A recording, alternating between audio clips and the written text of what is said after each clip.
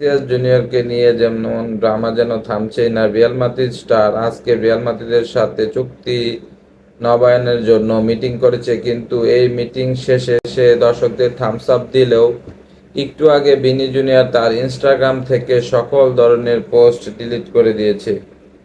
এটা খুবই রহস্যজনক ব্যাপার, কারণ ভিনি জুনিয়র যদি রিয়াল মাদ্রিদের সাথে চুক্তি নবায়ন করে থাকে, তাহলে হয়তোবা সে এই কাজটা করতে পারতো না। আবার এটাও হতে পারে যে এই কাজটা করার মাধ্যমে সে অ্যাটেনশন নিজের কাছে নিতে চাচ্ছে।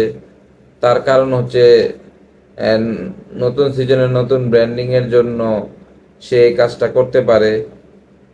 যতক্ষণ না অফিসিয়ালি ভিনি জুনিয়র এবং রিয়াল মাদ্রিদ কিছু বলছে, আপনারা যারা রিয়াল মাদ্রিদ ফ্যান আছেন তারা একটু কনফিউজ থাকবেন।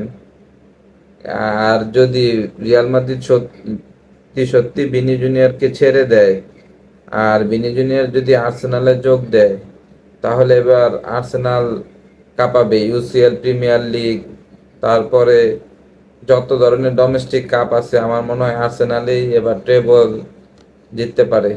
অসম্ভব কিছু না। সবাইকে ধন্যবাদ।